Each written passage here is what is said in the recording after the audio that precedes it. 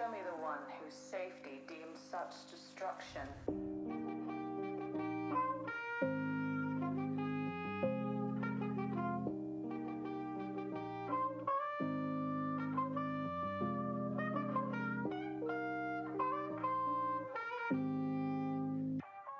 This is the way.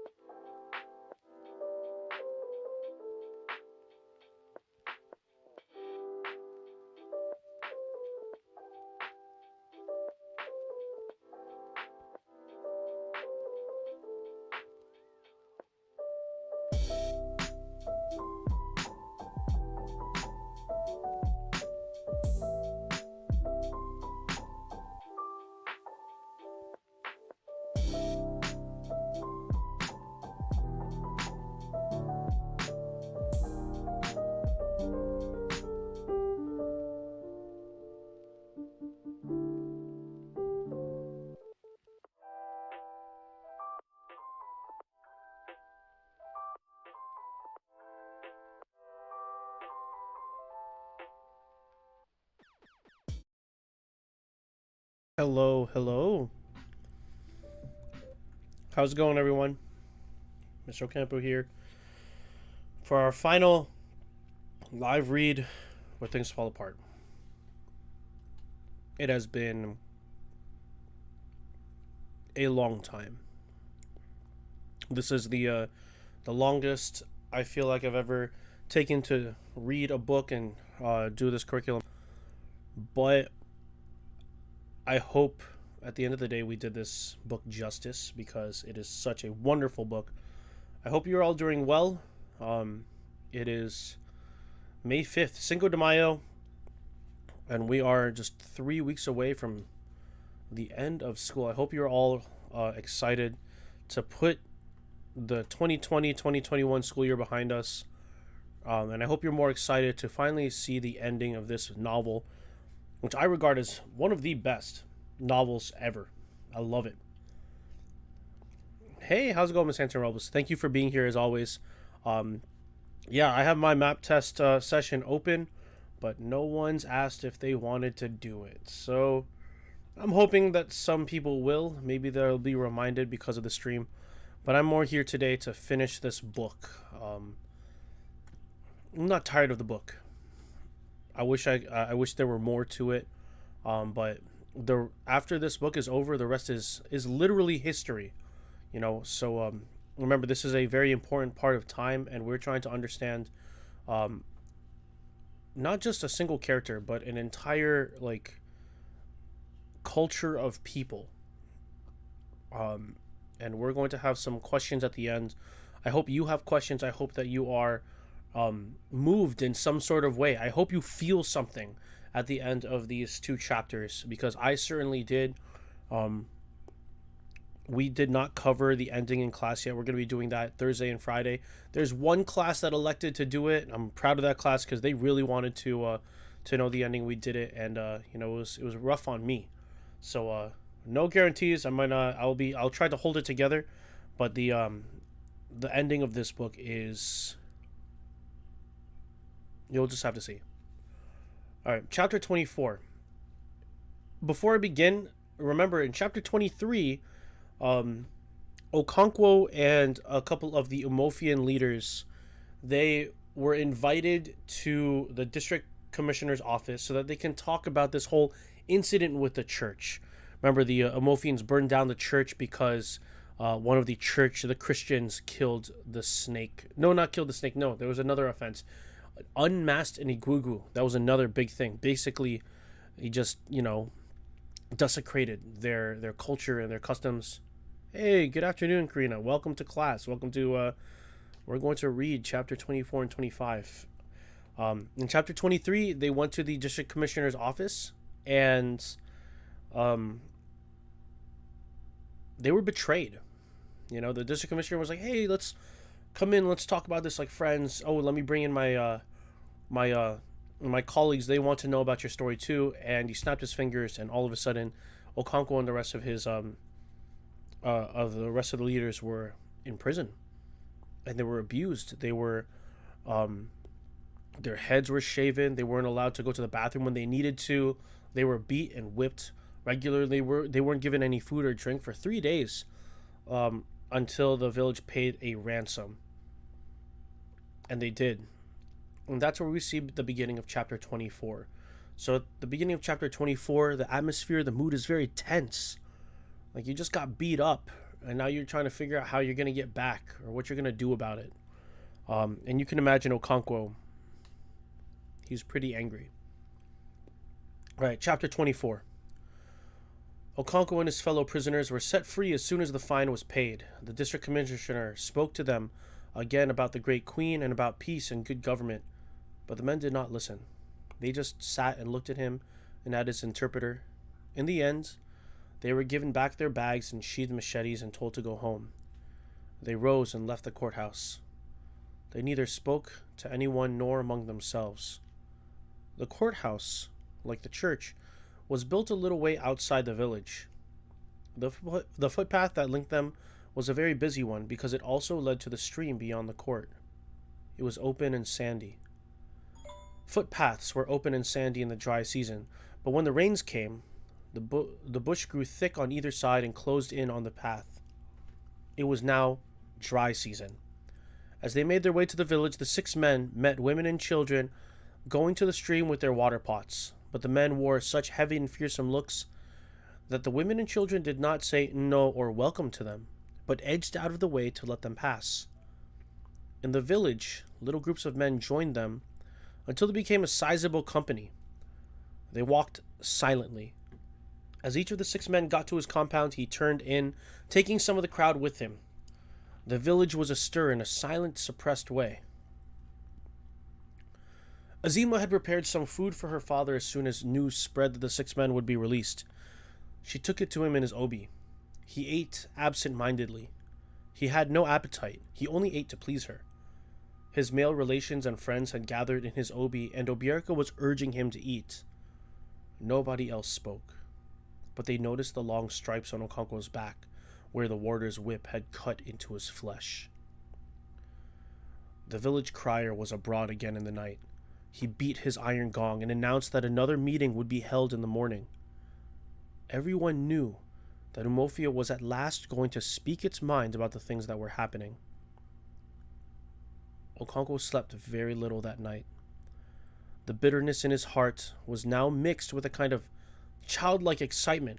Before he had gone to bed, he had brought down his war dress, which he had not touched since his return from exile. He had shaken out his smoked raffia skirt and examined his tall feather headgear and his shield. They were all satisfactory, he had thought. So Okonkwo comes home, and all he's got is vengeance on his mind. He wants to get back at these people. And he's fairly certain that Umofia is going to want to go to war, that they are going to fight. Remember, he's proud of his heritage because they're a warlike and manly people. So, after the events of the district commissioner's office, He's pretty sure that everyone's gonna want to fight. So this is kind of weird. He's got childlike excitement. I mean, like, he wants to go to war. He's ready to fight. This is what he was made for. So he's getting excited about it. As he lay on his bamboo bed, he thought about the treatment he had received at the white man's court, and he swore vengeance. If Umofia decided on war, all would be well. But if they chose to be cowards, he would go out and avenge himself. He thought about wars in the past. The noblest, he thought, was a war against Isike. In those days, Okudo was still alive.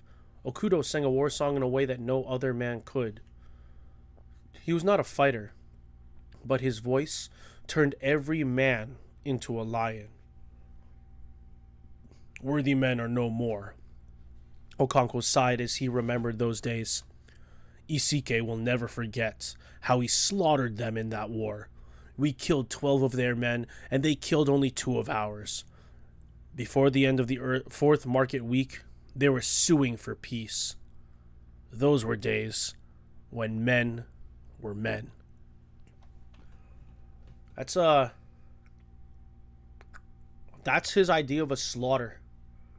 That's his idea of war. 12 men died on one side and 2 on the other. Keep in mind that the British have been fighting wars that were a lot bloodier than this. And they're the ones saying that these people are uncivilized and savage. That's ironic. As he thought of these things, he heard the sound of the iron gong in the distance. He listened carefully and could just hear the crier's voice, but it was very faint. He turned on his bed and his back hurt him. He ground his teeth. The crier was drawing nearer and nearer until he passed by Okonkwo's compound. The greatest obstacle in Umofia, Okonkwo thought bitterly, is that coward, Igonwane. His sweet tongue can change fire into cold ash. When he speaks, he moves our men to impotence. If they had ignored his womanish wisdom 5 years ago, we would not have come to this. He ground his teeth. Tomorrow, he will tell them that our fathers never fought a war of blame. If they listen to him, I shall leave them and plan my own revenge. The crier's voice had once more become faint, and the distance had taken the harsh edge off his iron gong. Okonkwo turned from one side to the other, and derived a kind of pleasure from the pain his back gave him. Let Igonwane talk about a war of blame tomorrow, and I shall show him my back and head. He ground his teeth. This is another like weird emotion from he derived a kind of pleasure from the pain his back gave him. Maybe it's because it's further validation that they deserve to go to war. It's further reinforcing that violence that he seeks. But remember, his back is raw from being whipped. It's kind of like, when you feel good after you work out and you're sore the next day. It's like, yeah, you're hurt, but at the same time, you accomplished something. This one is kind of like, yeah, you're hurting, but you know that something is going to happen because of it. It's kind of a weird mindset, but Okonkwo's all for it. The marketplace began to fill as soon as the sun rose. Obierka was waiting in his obi when Okonkwo came along and called him. He hung his goatskin bag and his sheathed machete on his shoulder and went out to join him. Obierka's hut was close to the road, and he saw every man who passed through the marketplace. He had exchanged greetings with many who had already passed that morning. When Okonkwo and Obierka got to the meeting place, there were already so many people that if one threw up a grain of sand, it would not find its way to the earth again, and many more people were coming from every quarter of the 9 villages. It warmed Okonkwo's heart to see such strength in numbers. But he was looking for one man in particular, the man whose tongue he dreaded and despised so much. "Can you see him?" he asked Obierka. "Who?" "Igonwane," he said, his eyes roving from one corner of the huge marketplace to the other. Most of the men sat on wooden stools they had brought with them. No, said Obierka, casting his eyes over the crowd. Yes, there he is, under the silk cotton tree. Are you afraid he would convince us not to fight? Afraid? I do not care what he does to you. I despise him and those who listen to him. I shall fight alone if I choose. They spoke at the top of their voices because everybody was talking, and it was like the sound of a great market. I shall wait till he has spoken, Okonkwo thought. Then I shall speak. But how do you know he will speak against war? Obierka asked after a while. Because I know he is a coward, said Okonkwo. Obierka did not hear the rest of what he said, because at that moment somebody touched his shoulder from behind and he turned round to shake hands and exchange greetings with 5 or 6 friends. Okonkwo did not turn around, even though he knew the voices. He was in no mood to exchange greetings, but one of the men touched him and asked about the people of his compound. They are well, he replied without interest. The first man to speak to Umofia that morning was Okika, one of the 6 who had been imprisoned. Okika was a great man and an orator, but he did not have the booming voice, which a first speaker must use to establish silence in the assembly of the clan. Onyeka had such a voice, and so he was asked to salute Umofia before Okika began to speak. Umofia Kwenu, he bellowed, raising his left arm and pushing the air with his open hand. Ya, roared Umofia. Umofia Kwenu, he bellowed again and again and again, facing a new direction each time, and the crowd answered, Ya. There was immediate silence, as though cold water had been poured on a roaring flame. Okika sprang to his feet, and also saluted his clansmen 4 times. Then he began to speak. You all know why we are here, when we ought to be building our barns or mending our huts, when we should be putting our compounds in order. My father used to say to me, whenever you see a toad jumping in broad daylight, then know that something is after its life. When I saw you all pouring into this meeting from all the quarters of our clan so early in the morning, I knew that something was after our life. He paused for a brief moment and then began again. All our gods are weeping. Idemili is weeping, Ogugu is weeping, Agbala is weeping, and all the others. Our dead fathers are weeping because of the shameful sacrilege they are suffering and the abomination we have all seen with our eyes. He stopped again to steady his trembling voice. This is a great gathering. No clan can boast of greater numbers or greater valor. But are we all here? I ask you, are all the sons of Umofia with us here? A deep murmur swept through the crowd. They are not, he said. They have broken the clan and gone their several ways. We who are here this morning have remained true to our fathers, but our brothers have deserted us and joined a stranger to soil their fatherland. If we fight the stranger, we shall hit our brothers, and perhaps shed the blood of a clansman. But we must do it. Our fathers never dreamed of such a thing, but they never killed their brothers. But a white man never came to them. So we must do what our fathers would never have done. Eneke the bird was asked why he was always on the wing, and he replied, Men have learned to shoot without missing their mark, and I have learned to fly without perching on a twig. We must root out this evil. And if our brothers take the side of evil, we must root them out too. And we must do it now. We must bail this water now that it is only ankle deep. Okay, quick summary. The person speaking is one of the people who was imprisoned with Okonkwo, and he sounds like he's trying to convince everyone to fight, even though it's against their rules to fight another clan's member. You know, he's justifying it by saying, like, well, our ancestors, when they made that rule, didn't have to deal with white people, but we do, and it's breaking us apart. So we have to fight. So he is trying to rile everyone up. He's trying to get everyone, convinced that they need to oppose this threat to their people, to their culture. But as you can see, he is cut short. At this point, there was a sudden stir in the crowd, and every eye was turned in one direction.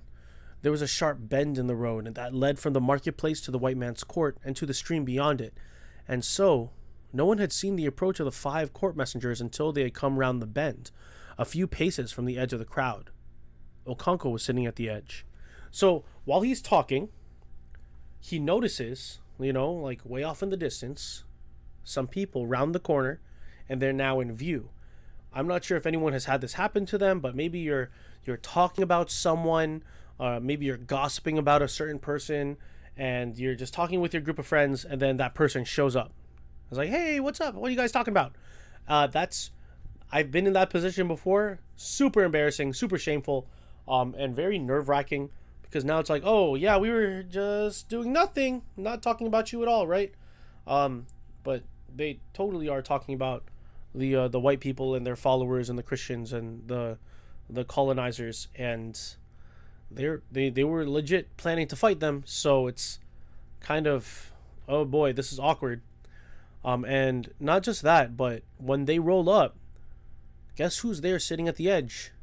It's Okonkwo.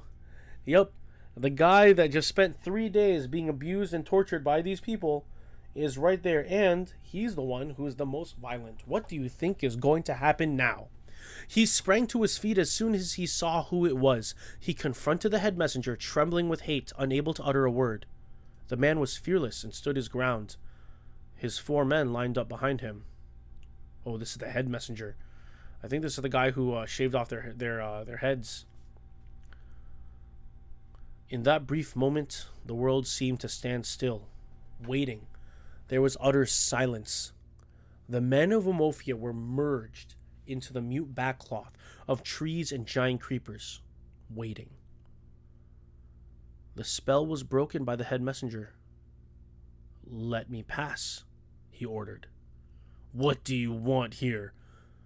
"The white man, whose power you know too well, has ordered this meeting to stop." In a flash, Okonkwo drew his machete. The messenger crouched to avoid the blow. It was useless. Okonkwo's machete descended twice, and the man's head lay behind his uniformed body. The waiting backcloth jumped into tumultuous life, and the meeting was stopped. Okonkwo stood looking at the dead man. He knew that Umofia would not go to war. He knew because they had let the other messengers escape. They had broken into tumult instead of action. He discerned fright in that tumult.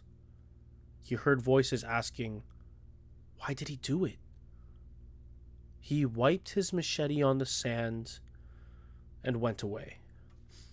Ooh, so at the critical part of this story, of this plot, Okonkwo takes an action. He kills the head messenger. And remember, throughout the night, he's convinced that Umofia wants to go to war. They want to fight. They're going to be that manly, strong, warlike clan that he always knew it could be. Except in the moment of, in the critical moment, the time when they're supposed to show it, they didn't. They were frightened. They were confused. Okonkwo was the only one who took action. We talked about this in class, but I'm going to bring it up again. For those of you who missed it or missed the lecture, have you ever played a video game like League of Legends, Valorant, or played like a sport, football or soccer or something like that, and you made a play, like you made the first move, expecting that your teammates were going to back you up, and then they didn't. Like, they didn't read you correctly, they didn't understand what was going on, and then your play failed, and basically it was a failure, like what you did. How did that make you feel? How did that, like you're the playmaker, and then you make the first move, and then there were consequences because no one followed up? I've done this several times because I love playing video games. I make a play, and then No one follows up. One, I feel dumb because I thought I knew my team. I thought I knew what was the right thing to do, and I acted on it, and then everyone else didn't. So it's like, well, I must have done something wrong, huh? And then two, I'm disappointed in the team because it's like, well, you guys should have backed me up. I thought we were on the same page, and then instead I get a lot of flaming from them. They just call me an idiot for making that play or not seeing the situation and not reading the the play area correctly. It's frustrating. It's upsetting. It's disappointing. And I'll admit I've rage quit a couple of times because of that. Um, but now imagine Okonkwo. He made a play. He put his belief in his culture, his clan, and they let him down. Especially now, like this is a big part where they decide the fate of their people. Like this is like bigger than the playoffs, bigger than the finals.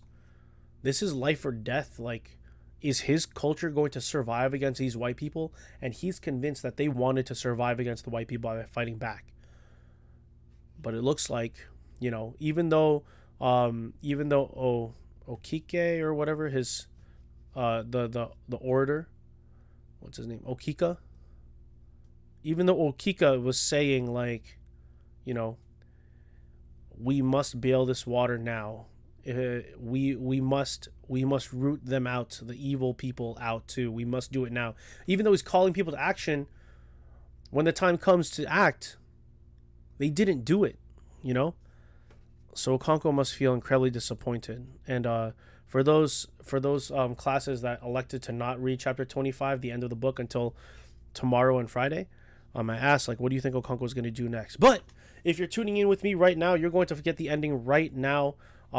Well, not right now. We're going to go over some of the questions in chapter 24 real quick. Let's see what we've got. So, let's see. Here's the question. The question number 1. Describe Okonkwo's mood here. Why is he excited about the possibility of going to war against the white colonists? So remember, this is right before when Okonkwo, like, goes to sleep. He has that childlike excitement. We talked about, like, Okonkwo, he's excited that something is going to happen. They're not going to be passive anymore. They're not going to just take it. He sees that as kind of like a womanly thing, to just take it. It's weak to just let things happen, He wants to take action. He wants to take control. And he feels like the next day they're going to take control by going to war. So he's excited. What he wants to do is finally going to happen. Question number 2. In the speech, Okonkwo was advocating for his tribe to go to war. Let's tell us about Okonkwo. Oh, this isn't Okonkwo. This is what is his name? Hold on. Okika. What does this tell us about Okika? Okika is advocating for his tribe to go to war. What does this tell us about Okika? Is this something noble to advocate for, or is he doing this because of selfishness? That's a good question. Is it selfish to want your own, like, liberation, your own culture to survive? Is it noble? That's a good question. I don't know. This is an opinion question. If it were me, I would say, like, yes, this is noble. Stand up for your rights. Stand up for your heritage. There's plenty of room for more than one culture to exist. It doesn't have to be one is greater than the other. The situation is now the colonists are saying that their culture, their way of doing things, is better than what's already happening. There's plenty of room for multiple cultures, at least in my opinion. Let's do question number 3. What unforgivable crime does Okonkwo commit at the clan meeting, and what is the clan's response? Well, we know that Okonkwo killed someone. Okonkwo killed the head messenger, and I'm not sure if it said if the head messenger is a clansman or not. He could be one of the Africans that's from the coast, so they've already been working with the white people. But he killed someone. But the response for from the clan is they were confused. Now, I don't think they're confused because Okonkwo broke a rule. I think that Okonkwo thought that the clan was all of one mind, that they all knew that they were going to go to war. But I think this told him that the clan was not of one mind, that there were people who were scared to go to war, that there were people who were scared to oppose the white man. And that breaks him, because this entire book, he's a critic of his culture. He's like, oh, we're Umofians, we're warlike, we are ready to go to war at all times. That's part of my identity. I'm a proud Umofian warrior. And then here's Umofia saying like, no, we're not proud enough to go to war. We're not going to take action. Even though Okonkwo talks this big game of like, even if they say we're not going to go to war, I'm going to go do it myself. Like, I think this hurts him a lot, All right. Chapter 25. Let's see what's left. So before I read this, I just want to reiterate, we've spent the last 3-4 months reading this book, getting to know Okonkwo, getting to know his character, his personality, his culture. I hope that for those of you who have been paying attention, you understand that this, even though Okonkwo is not a real person, what he represents is a very real people, a very real culture, and a very real phenomenon, colonization and the erasure of culture that has happened and is still happening in our world today. So let's see how Okonkwo reacts. And one of your assignments, one of the big things that you have to do is think about his actions, analyze it. Why does he do what he does? Chapter 25. When the district commissioner arrived at Okonkwo's compound at the head of an armed band of soldiers and court messengers, he found a small crowd of men sitting wearily in the obi. He commanded them to come outside, and they obeyed without a murmur. "Which among you is called Okonkwo?" he asked through his interpreter. "He is not here," replied Obierka. "Where is he?" "He is not here." The commissioner became angry and red in the face. He warned the men that unless they produced Okonkwo forthwith, he would lock them up. The men murmured among themselves, and Obierka spoke again. "We can take you to where he is, and perhaps your men will help us." The commissioner did not understand what Obierka meant when he said, "Perhaps your men will help us." One of the most infuriating habits of these people was their love of superfluous words, he thought. Obierka, with 5 or 6 others, led the way. The commissioner and his men followed, their firearms held at the ready. He had warned Obierka that if he and his men played any monkey tricks, they would be shot, and so they went. There was a small bush behind Okonkwo's compound. The only opening into this bush from the compound was a little round hole in the red earth wall through which fowls went in and out in their endless search for food. The hole would not let a man through. It was to this bush that Obierka led the commissioner and his men. They skirted round the compound, keeping close to the wall. The only sound they made was with their feet as they crushed dry leaves. Then they came to the tree from which Okonkwo's body was dangling, and they stopped dead. "Perhaps your men can help us bring him down and bury him," said Obierka. "We have sent for strangers from another village to do it for us, but they may be a long time coming." The district commissioner changed instantaneously. The resolute administrator in him gave way to the student of primitive customs. "Why can't you take him down yourselves?" he asked. "It is against our custom," said one of the men. "It is an abomination for a man to take his own life. It is an offense against the earth, and a man who commits it will not be buried by his clansmen. His body is evil, and only strangers may touch it. That is why we ask your people to bring him down, because you are strangers." "Will you bury him like any other man?" asked the commissioner. "We cannot bury him. Only strangers can. We shall pay your men to do it. When he has been buried, we will do our duty by him. We shall make sacrifices to cleanse the desecrated land. Obierka, who had been gazing steadily at his friend's dangling body, turned suddenly to the district commissioner and said ferociously, "That man was one of the greatest men in Omofia. You drove him to kill himself, and now he will be buried like a dog." He could not say any more. His voice trembled and choked his words. "Shut up!" shouted one of the messengers quite unnecessarily. "Take down the body," the commissioner ordered his chief messenger, "and bring it and all these people to the court." "Yes, sir," the messenger said, saluting. The commissioner went away, taking 3 or 4 of the soldiers with him. In the many years in which he had toiled to bring civilization to different parts of Africa, he had learned a number of things. One of them was that a district commissioner must never attend to such undignified details as cutting a hanged man from the tree. Such attention would give the natives a poor opinion of him. In the book which he planned to write, he would stress that point. As he walked back to the court, he thought about that book. Every day brought him some new material. The story of this man who had killed a messenger and hanged himself would make interesting reading. One could almost write a whole chapter on him. Perhaps not a whole chapter, but a reasonable paragraph at any rate. There was so much else to include, and one must be firm in cutting out details. He had already chosen the title of the book after much thought. The Pacification of the Primitive Tribes of the Lower Niger.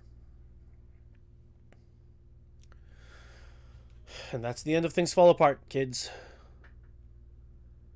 Whew. I wonder how many of you expected that ending. I hope that you've got your thoughts on what to think. It's a lot. Thank you, Karina, for tuning in. I hope that this has been a illuminating end to the book. There's a lot to unpack here.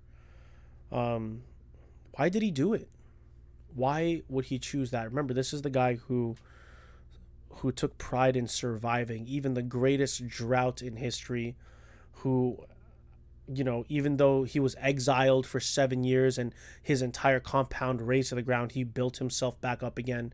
This is a guy of seemingly like infinite potential and determination and strength and grit. But at the end of the book, something drives him to take his own life. And look at how his best friend Obierka reacts. Where is it? That man was one of the greatest men in Omofia. You drove him to kill himself. I hope so too, Miss Hanson Robles. It's remember that this is in the context of history. You know, Okonkwo is just one person, one fictional character that represents cultures that have been destroyed because of colonization, because of this idea of spreading the word of God and spreading technology and civilizing the savages. Okonkwo had his own life. He had his own culture. He had his own way of living.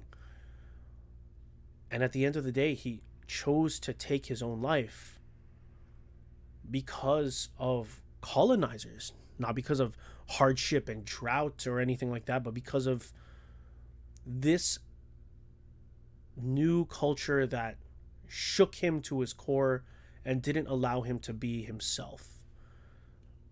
I don't want to say too much. I hope that we have some good discussions about this in class. To clarify another thing though, is this ending. We shift perspectives to the district commissioner and how he sees all of this. And the district commissioner represents the mindset of the colonizers, the Europeans, the people who came to Africa to spread the word of God and bring in trade and government and all that stuff. He's writing a book, just like the book we just read, Things Fall Apart. He's writing a book, But his book is titled The Pacification of the Primitive Tribes of the Lower Niger. Like a manual on how to transform people. And what's even more appalling is the story of this man, Okonkwo, who had killed the messenger and hanged himself, would make interesting reading. And he considers writing a whole chapter on him and then cuts it out to baby a paragraph. To the winner goes the spoils, and the winner rewrites history, correct? But what happens to the losers? Do they just get forgotten? Is their culture just wiped away? Is this what their plan was to begin with? So much of African culture and history is lost because of colonization. And it's hard to wonder, like, what could have been, if this never happened. And one of the modern ideas is that idea of Wakanda. Like if Africa had never been colonized, or they had never taken the opportunity for Africa to grow as its own nation and country, how would its culture have developed? And then you have this amazing culture of Wakanda, where they have the most advanced technology and powerful warriors, and Black Panther. So that's all things to think about. I hope that this reading was impactful at the end of the day. I hope it's not a memory that you're going to just hate forever for the rest of your life, and that maybe as you experience life on your own and you get into cultural conflicts and you start recognizing different cultures, that you think of Okonkwo and you think of the things that we talked about in this book. It's been a pleasure reading this with you, and I hope those of you who read these replays will learn something. Anyways, this is my last live read. I hope you all have a wonderful Wednesday. You might see me again on this channel just doing something else, but for now we say goodbye to Things Fall Apart and to Okonkwo. I look forward to discussing this and unpacking this in class, and thank you again. And thank you to those of you who have been attending the live reads. Thank you so much, Miss Hanson Robles, Karina, and to those random students who have shown up just to say hello and make sure I'm not feeling too lonely by myself, because sometimes it gets kind of weird just talking to dead air. But anyways, thank you so much, everyone. Take care. Have a wonderful day, and I hope to see you again soon. Yep. Take care.